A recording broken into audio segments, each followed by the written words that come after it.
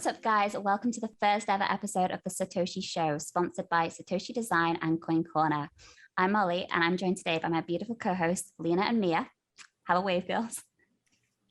We're fine. Hi. In this episode, we will be introducing ourselves, the show, and we also have a couple of Bitcoin topics to talk about. So let's get to it. Right, guys, we're going to introduce ourselves. So, Lena, do you want to go first? Who are you? What do you do? I'm Lena. I am the managing director of the BTC Times, the best Bitcoin news site. And now I'm part of the best Bitcoin podcast. Whoop, whoop. Cool. So how did you discover Bitcoin? Oh, that's not a very great story, actually. Okay. All right. I discovered Bitcoin through shitcoins. I'm gonna get canceled. It's okay. I think we've all had experience with shitcoins over the years, but as long as you've learned and, you know, as long as you're a full-fledged Bitcoiner now, that's all that matters. Oh yeah, I'm not going back there. Yeah, no, I'm a child of the 2017 generation, so I joined early during that hype season, and the first half year or so that I was in the space, I had nothing to do with Bitcoin because I came into the space through shitcoins, and you know, shitcoiners don't like to talk about Bitcoin. So really the first time that I would hear about Bitcoin was when I was at a meetup and somebody would do a presentation and say, so you've heard about Bitcoin, and Bitcoin is like this old dinosaur tech, and here I have this new coin that does all these things better than Bitcoin. That was kind of the first time I heard about Bitcoin. And it took me about a year and a half to realize that shitcoins are not the answer. They're not solving anything, and that there's bigger things to worry about, and that Bitcoin fixes them. So my journey is not very glorious, but now I'm here. Your stories are way better. Go on then, Mia. Do you want to tell us, well, first of all, who you are, what you do, and how did you get into Bitcoin? Wow, that's a tough question. I'm Italian. It's impossible to hear, but I'm Italian, I know. And I basically shoot posts on Twitter about Bitcoin and cypherpunk's ideals and privacy and all these amazing, important stuff all day long. But from time to time, I do, important stuff too, just like helping the BHB network, helping the Milan Bitcoin meetup, and I've been around since some years. Yeah, I do other stuff too. I'm a vocal coach, and I've been a vocal coach even before Bitcoin, and I'm also I'm a communication consultant, as you can hear from my perfect speaking, yes. And yes, I love Italian food, and I love to hang out. And I have a very small project on Instagram about polymathy and multipotentiality, because I love random topics and I love to discover anything, and I'm a very curious person. Yes, and I'm also, that's very important, the mom of ScanCoinBot, which is a very important bot on Twitter. I never knew that. Are you really? Yes. Wow. That's cool. Yeah. Cool. So how did you discover Bitcoin, Mia? Well, it has been 2 phases, love, because the first time I heard about Bitcoin, I kind of loved the idea. But yeah, I told Giacomo, you have to do some stuff with that, because I was doing my PhD, so I was very busy. And please, Giacomo, quit your job and do something with this Bitcoin, because it's imperfect for you. I mean, it's politics, it's technology, it's ethics, it's anything you love. And yes, I basically continued with my life. And then at some point, I started to go to the meetups. And I clearly remember one moment in New York. I was there for my PhD research, and I met many people talking about Bitcoin, the Lightning Network. It was very early stage. I didn't understand a word of that, not only because of the technology, but also because I didn't speak at all English at the time, but I was fascinated by the passion and the few things I understood at the time. And I decided I want to be part of that. That's amazing. And actually, my story was all about Bitcoin maximalism from the beginning, but I was only lucky because I met the right people just after I decided to be involved in Bitcoin. So yes, I have to say thanks to all the people that helped me learning about Bitcoin, and they had a lot of patience. Wait, Wow, so you are the reason Giacomo is a Bitcoiner? Well, he found Bitcoin by himself, but actually, I'm the reason why he decided to quit his previous job as a consultant. So, yes. Wow. Well, it was clear to me that it was perfect for him. And yeah, and the rest is history. But the funny thing is, I wasn't convinced for myself because I was doing other stuff. And yes, and I wanted to focus on them. And I thought that Bitcoin was for people just like Giacomo. And now I think that Bitcoin is for normal people like me. Bitcoin is for everyone. Yeah, absolutely. Except for one. Right. No, that's really cool. So you've never gone down the road of shitcoins? No, I've been very lucky because I asked many questions at the beginning because, of course, I didn't understand all this maximalism all around Bitcoin, and I was like, oh, maybe you are too exaggerated. And then I came to the conclusion that Bitcoin is just common sense, and it's better to focus on Bitcoin, which is better for many stuff, and it's the best by design and for its primacy over time and so many other things. But it took me some time, but in the meanwhile I trusted my sources and then I verified by myself. What about you, Molly? What about me? Okay. Wow. So I'm trying to think where my story begins.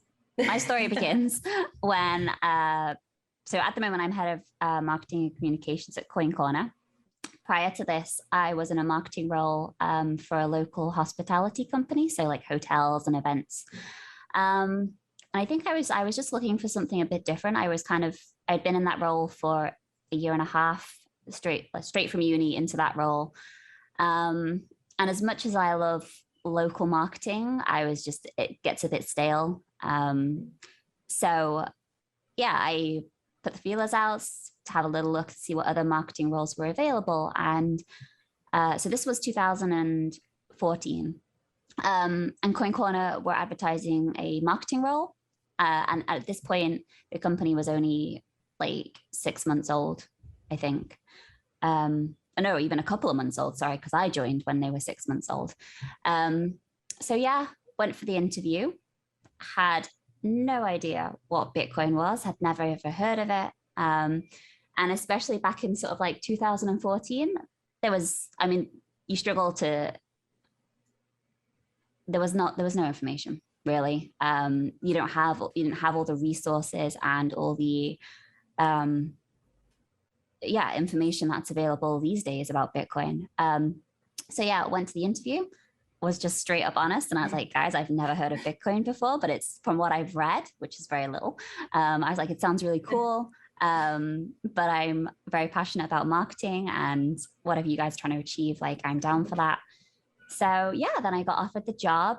Had to wait a little bit because they were still trying to get it up and going. So I joined the company after 6 months, and then the rest is history. And I'm still here. I'm still here 6 years later. Wow.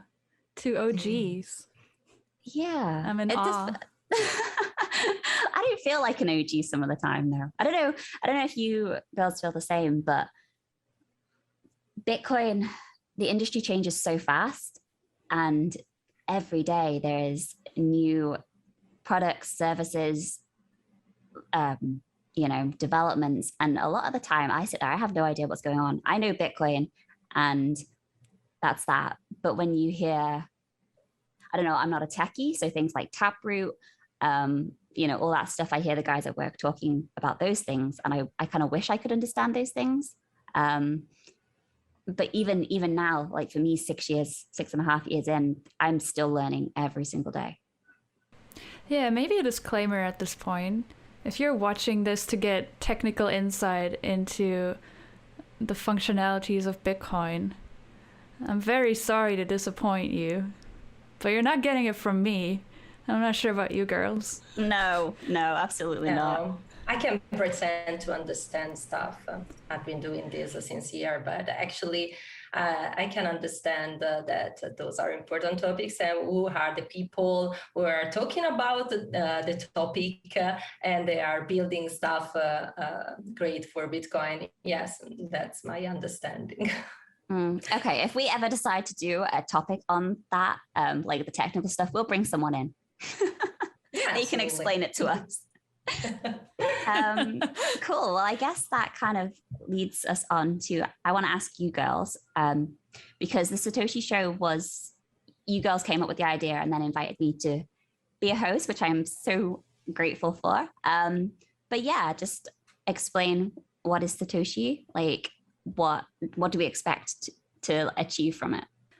So last year I was helping out the Magical Crypto podcast with Charlie Lee, Will Panda, Samson, and Fluffy Pony. Oops. So I was helping out at that podcast. It was going really well. Unfortunately, they didn't have time to keep it up, so they ended the show. And after they recorded their last episode, Samson told me he was thinking of doing a new podcast. He was just not sure yet who to do it with. So I said, hey, why not with me? We could do it together. He said, nah, I don't want to do it with you. So I thought, okay, then I'll do my own. So I was thinking about a good way to do it. And I realized there's not a lot of, female-led podcasts that focus only on Bitcoin. In fact, I couldn't find any. If I'm wrong, please tell me. But so I thought, okay, why not do that? And I was certainly not going to do it alone because I don't have that much experience doing it. So I reached out to Mir, and Mir was totally down. And then we reached out to you, Molly, and you were totally down. And then things happened. I could tell you about the name SatoSHE. SatoSHE? How do we pronounce it? I don't know. We should probably decide that. SatoSHE? SatoSHE sounds good. SatoSHE. Wow. Well, we can go for SatoSHE, which sounds very Italian and means, that is very Italian. SatoSHE. Yes, SatoSHE. With the hand. Yeah, I was thinking of a name. Again, I was talking to Samson about it, and he said something about, why not call it SatoSHE is a girl or something like that. And I thought, oh, SatoSHE. Honestly, when you guys showed me the name and the branding, I was like, that's amazing. I think it's clever. Super short, and you understand what we are going to do. Yeah, I love it. What are we going to do? We're a podcast. We talk about Bitcoin. Absolutely. And we're all girls. Yeah, that's everything we need in the end, because we all what else share do you this want? love. Yeah, we share all the love for Bitcoin, and we love to chat about it. We love to talk about more important topics around Bitcoin, and yeah, I think that's all we need at this point. And I really like the idea that the show will change and grow with people. The audience will tell us a little bit of how we can move the things on. And also, I like the idea of all-female podcast because I think it's interesting that we can give a female perspective on the topic. It's probably the first time, so let's see what happens. It might be go on. a little less toxic than... No, actually, I don't know. Maybe not. No, we're not that toxic, I don't think. Well, yeah. I mean, it really depends on what toxicity means. I mean, if toxicity means that we are tough on the important stuff, I think I'm toxic. But if you think that toxicity means that you are a horrible person, I don't think we are. So it really depends. I think that if we are telling ourselves that we are toxic, it works. If it is from outside, sometimes it's just, it is not a compliment, it really depends. So yeah, but I'm okay with being toxic if needed. If needed. Cool.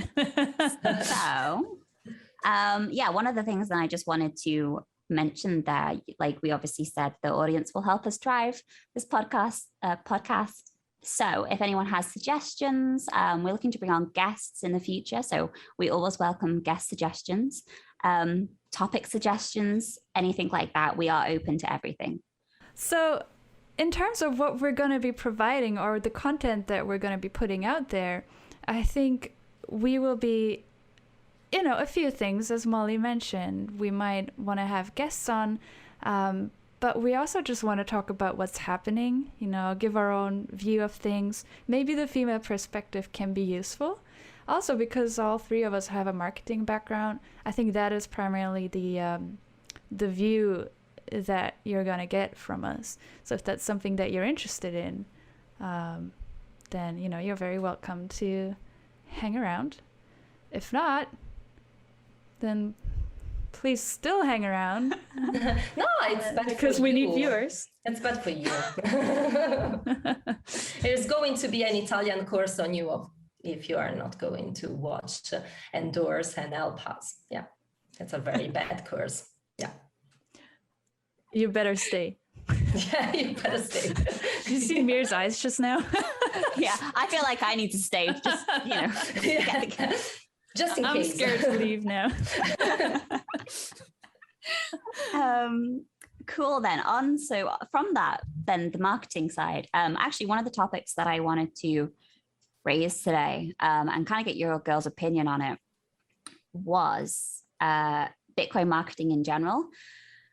So this week for me at work has been a nightmare. I don't know if you guys have seen, but the FSA, which is the financial, can't remember what the C is, but the authority. Financial Conduct Authority. I was thinking crime. I was like, oh no, don't want to go down that road. The Financial Conduct Authority in the UK, they are launching an £11 million campaign, basically warning of crypto risks. That's not helpful because here in the UK, I have more than enough barriers when it comes to trying to market Bitcoin products and services. And this is not a new thing. This has been my entire time at Coin Corner. I don't know if you guys remember, but back in 2018, Google Ads was banned. There was a blanket ban on crypto advertising for Google Ads, which impacted us heavily because we used to get a lot of new customers from Google Ads. And I know that they are, reintroducing that in Japan. I think Japan has already had it, has been allowed it back. And I think the US is next, but I haven't heard anything about the UK. We've had advertising pulled from transport advertising in the UK a couple of years ago, the day before it was supposed to go live. I had an advert turned down this week for radio advertising because the ASA, which is the Advertising Standards Agency in the UK, is also cracking down on crypto advertising. And another one, which I've not come out yet and said anything about, but Reddit banned us. Well, Reddit refused us advertising this week unless we were willing to spend a lot of money, which we don't have. They don't want it. They don't want your money. They do want my money, but they want a lot of money. So they will exit. I can't remember what the actual wording was, but basically cryptocurrency advertising falls under financial services.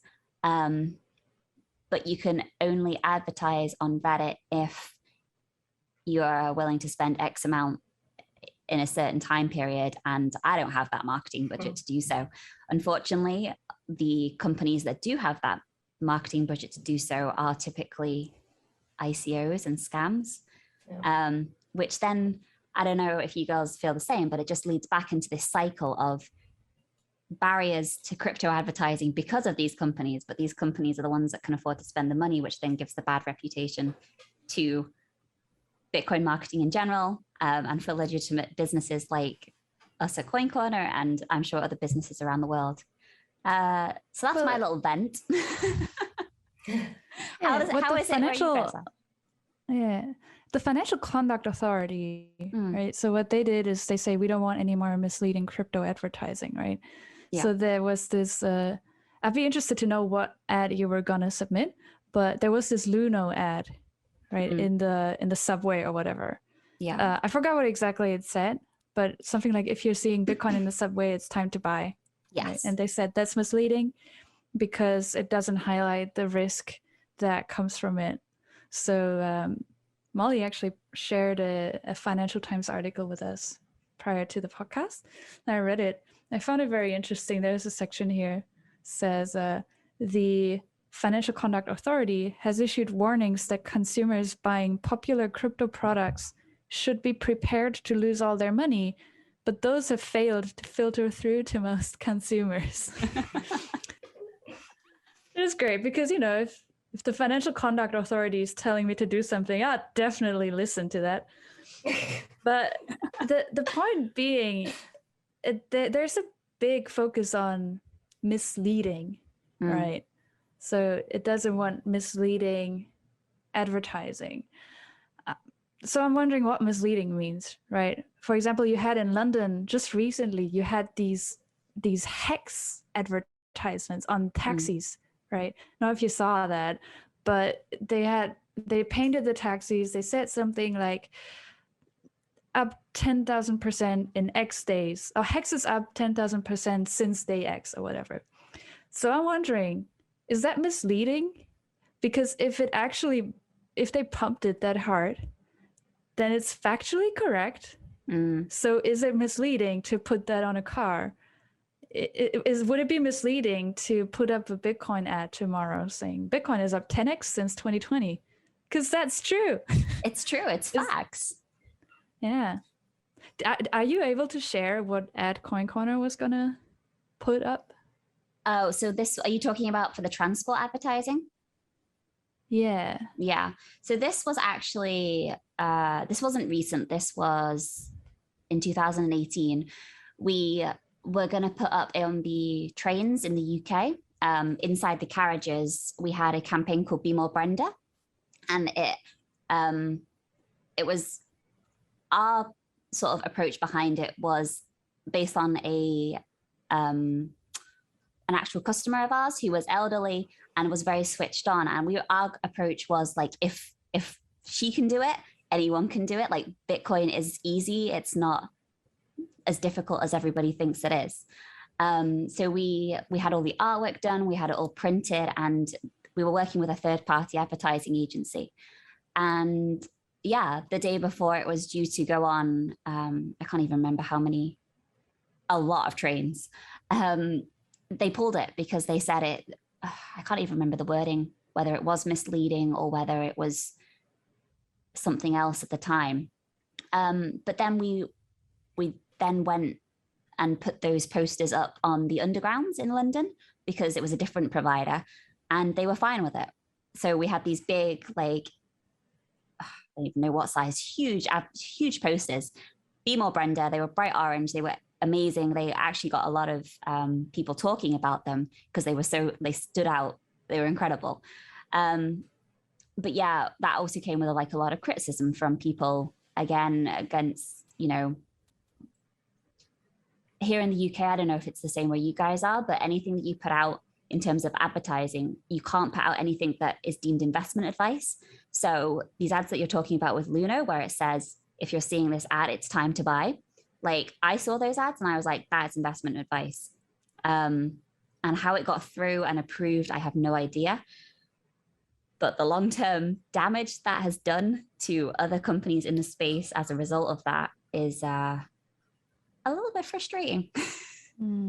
So whenever we do advertising here in the UK, you have to put the disclaimers in the bottom, you know, like so obviously we don't advertise Hex or anything like that, any shitcoins. But with Bitcoin, we always have to have a disclaimer in the bottom, the regulatory stuff that says, you know, the price of Bitcoin can go up and down, risks involved, blah, blah, blah. I can't remember whether those disclaimers were on that Hex ad. And yeah, there's so many different parties involved with the advertising. Like I said before, you've got the ASA, which is the Advertising Standards Agency, who are like the governing body for these adverts. But I don't think they get involved until something is brought to their attention, like the Luno ads. I don't know if the Hex ads have been brought to their attention. So sort of underneath them, there's these independent advertising agencies that are working with these companies. And if they deem it fine, then it goes out.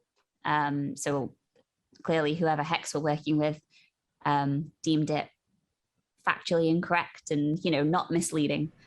And it's difficult. Yeah, what I found interesting is I looked into this topic a bit further. There's a BBC article on the same topic, which says the ASA, so that advertising something. Okay, the watchdog said, it says here, the watchdog said the simplicity of the "it's time to buy" statement gave the impression that Bitcoin investment was straightforward and accessible. We understood, and this is a quote from the ASA, we understood that Bitcoin investment was complex, volatile, and could expose investors to losses. That stood in contrast to the ad. So it doesn't, like, the reason they're giving is not it's misleading. The reason they're giving is you're making it seem like it's easy to buy Bitcoin, but actually it's really hard. So that's the reason they gave. Yeah, like, I honestly don't think anybody really knows, like, outside of the companies that are advertising, I don't think that these sort of advertising agencies know what the rules are.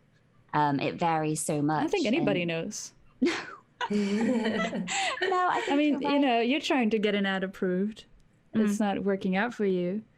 So I'm wondering, you know, if there was an ad saying Bitcoin's up 10x since 2020, and, you know, we wanted to put it on a bus in London, would it get approved? Or would they say, nah, this is misleading, even though it's a factual statement? Like, is the problem having the Bitcoin logo on there because they don't want to see Bitcoin? Or is it actually, as they say, they just don't want you to make people think that it's the guaranteed returns or whatever. So, you know. I don't know. It seems that, I'm sorry. No, go on, Mir. No, the only thing I want to add, it's kind of trivial, but this is what happens when everything is centralized and there is some association and governments behind. Because they can control what you can do and you feel protected. But actually, in the end, we cannot even predict what they are going to do. Because at the beginning, Bitcoin was something unknown, so it's better to stop consumers. And now Bitcoin is against something, and now Bitcoin is risky, and in the future will be, we don't know. The only thing we know that it will always be tricky because it's not completely in our power, but we have to deal with if we want to, of course, have in Bitcoin focused businesses. I think, I don't know how you feel about this, Lena, but because I know that your media publication is Bitcoin publication, but media in general are not Bitcoin friendly. I think that a lot of the stuff that comes out, unfortunately, is quite weighted quite heavily, quite negatively towards Bitcoin. So all this, these comments around advertising and, trying to highlight these crypto risks, I feel like there's just so much mixed messaging, because you have, companies like ourselves trying to advertise Bitcoin in a positive way, but then at the same time, you have these media publications coming out, mainstream media, publications coming out, very kind of like negative stories around Bitcoin. And it just feels like a constant battle with the Bitcoin industry as a whole versus the world, essentially. Yeah. There's a strong tendency towards highlighting the criticism of Bitcoin as opposed to the praise, because praise of Bitcoin in whatever shape or form is often regarded as you said, investment advice.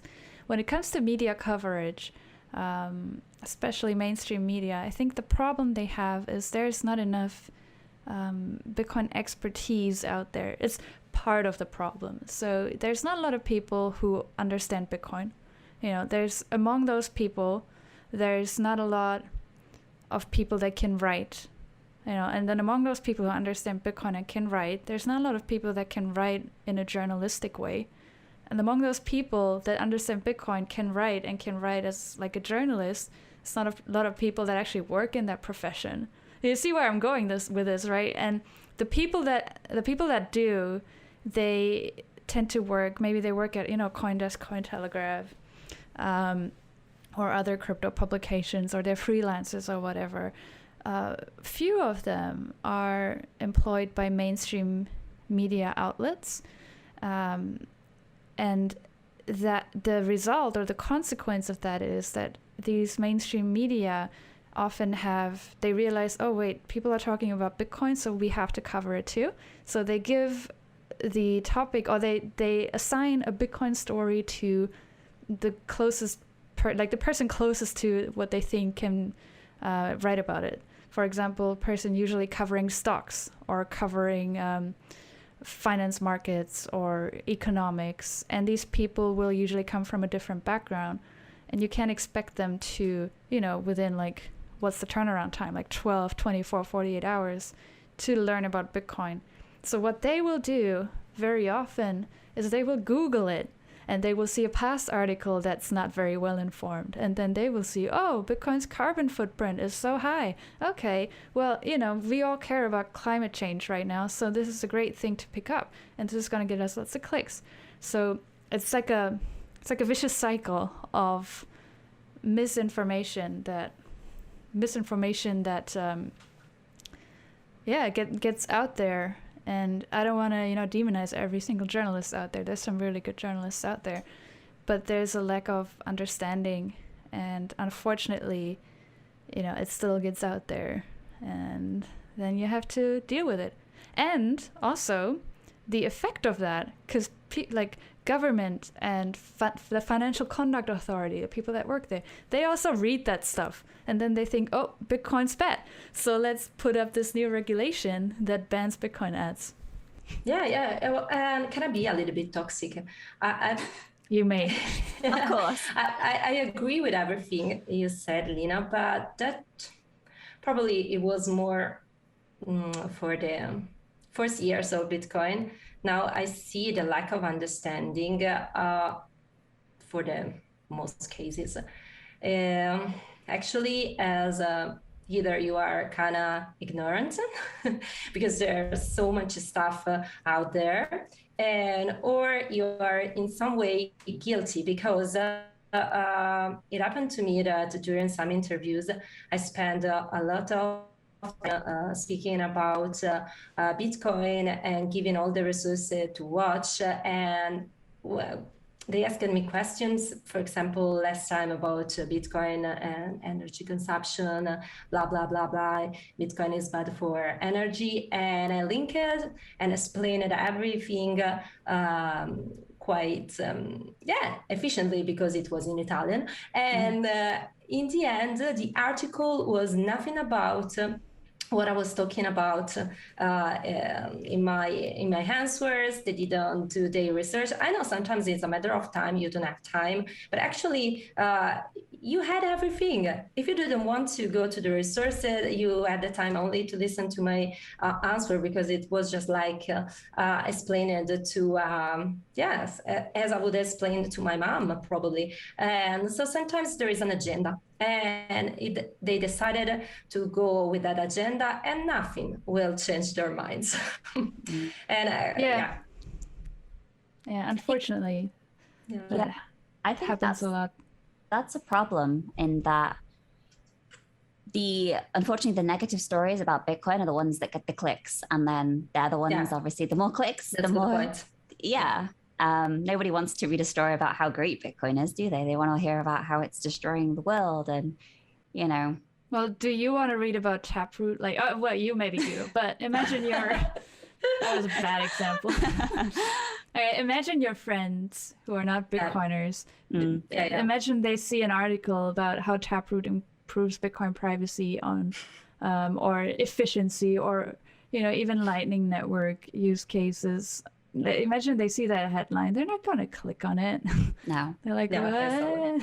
Taproot? They prefer being salty. I told you so, that Bitcoin was a scam, it was dangerous, or whatever. You're right, clickbaits are just in this direction.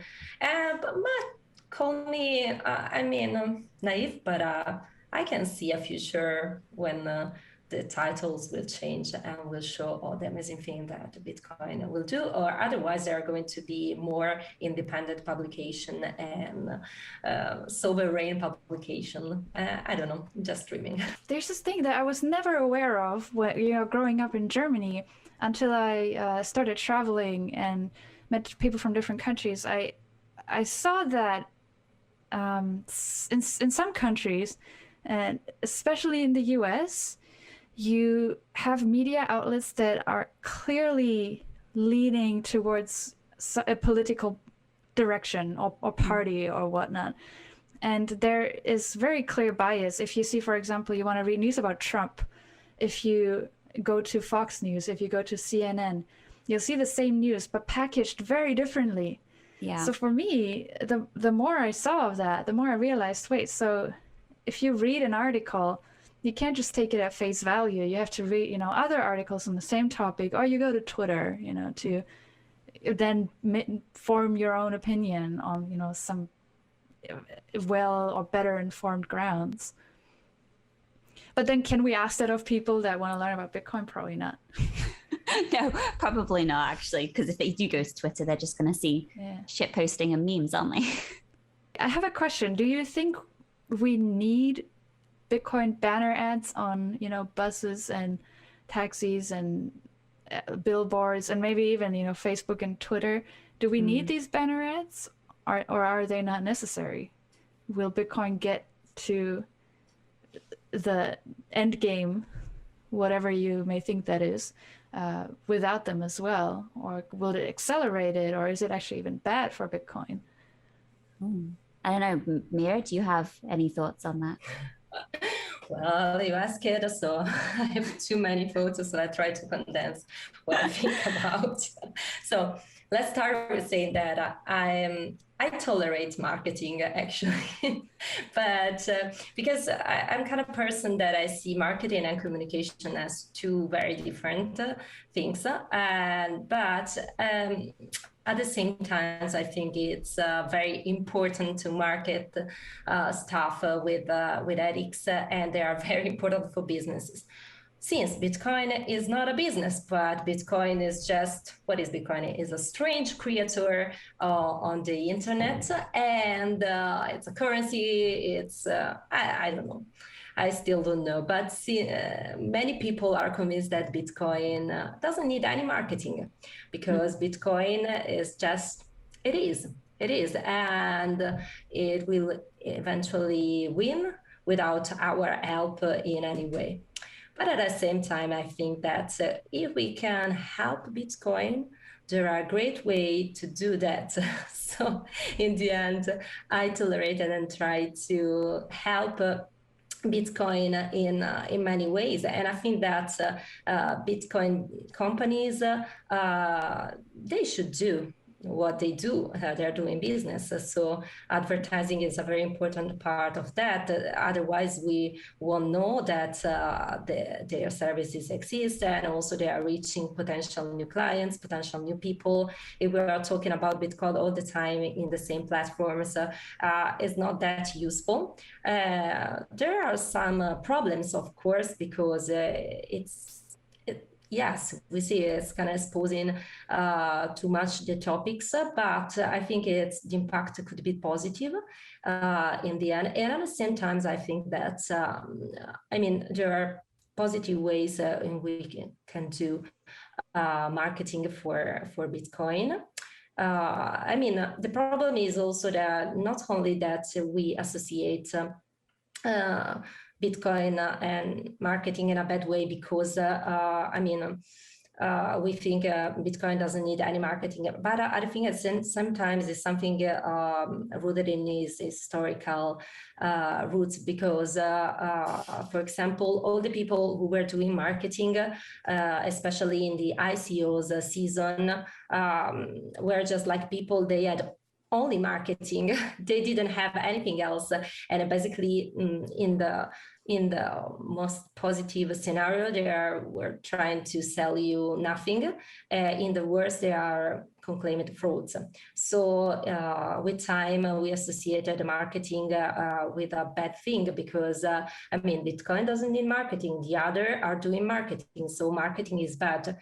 But in the end, it's not so easy. But still nowadays, many people are just seeing marketing as a bad stuff for Bitcoin internally, because all these people pumped up trying to sell their products, trying to sell their white papers and their stupid coins or whatever. But we should tolerate market and use for our goals. And one of the best ways, in my opinion, to do marketing for Bitcoin is through propaganda. What we are doing with memes, the laser eyes, for example, it's just like a propaganda for Bitcoin, a good one. We are showing ourselves like a strong and oriented community. The message is clear, and those are great things. And also slogans are great. For people internally and externally. It's a matter of rhetorics, and rhetorics is important too. We are very focused as Bitcoiners through dialectics and argumentation is very important. We should produce articles and talk and speak about very solid argumentation for our topic, especially now that Bitcoin has been attacked in so many different directions and for so different stuff, and we can argument against them with solid arguments. But rhetorics is important too, especially if we are aware of what we are doing. And so in the end, I'm trying to tell you that our shit posting on Twitter, on other platform is important for Bitcoin in the end.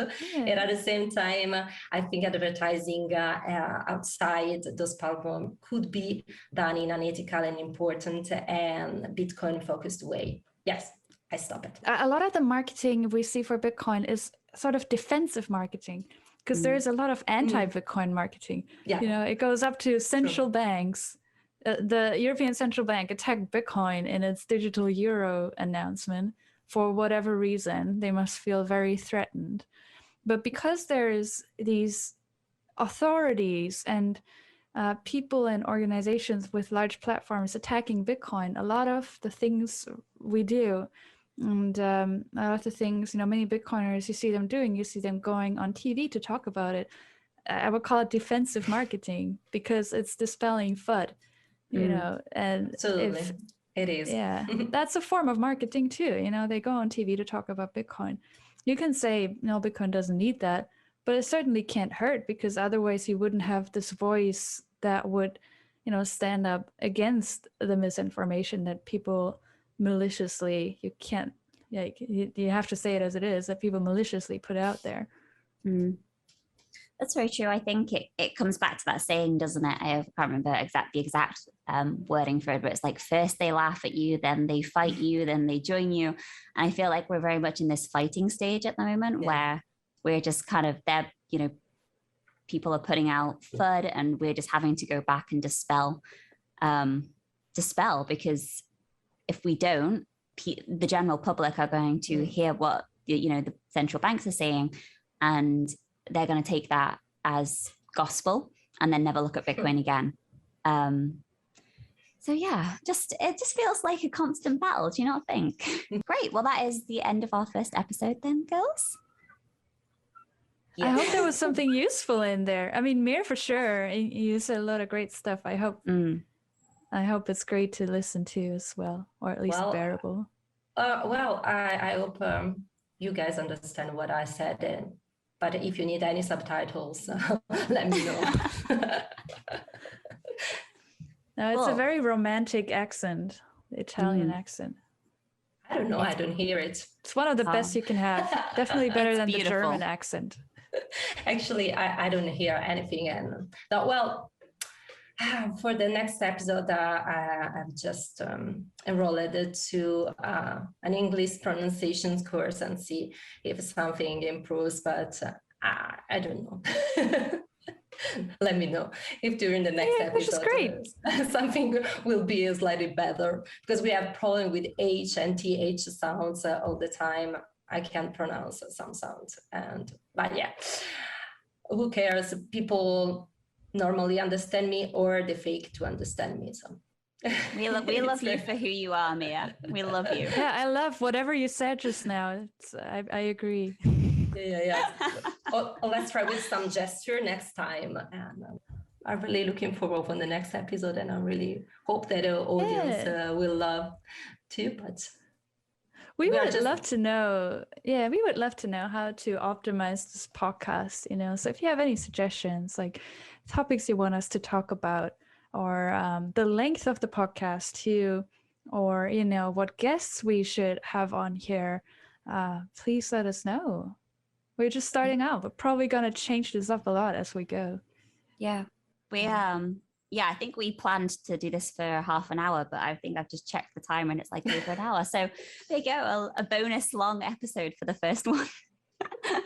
Yeah, I said a lot of useless stuff. You can cut that out. No, it was all good. But yeah, you can find us on Twitter. We have a Twitter account now for the podcast, which is the SatoSHE Show, just SatoSHE Show. SatoSHE with an E. SatoSHE with an E, yeah. SatoSHE. I still love that. I think that's brilliant. And then we also have created a couple of Telegram groups as well. So you can join us in there and we can talk about some of the topics we've, you know, talked about today, or we're going to put it somewhere here. Yeah, we'll put it somewhere down in the show notes. I'm giving your editors some work now, but I don't care. Put it here. Cool. So thanks for joining us, guys, and thanks so much. Don't forget to like and subscribe. I didn't want to do. Like and subscribe. Yeah, on that side. Okay, and if you want to do a donation, since Bitcoin is dead, some sats are always a good idea, or just, this t-shirt is a tank top, actually. It's very important, and free roast and share the hashtag. Molly, can you show your important message too? Oh, drink Coca-Cola. No, I don't even like Coca-Cola. I just thought the shirt was cool. Cool. Thank you very much. Yay!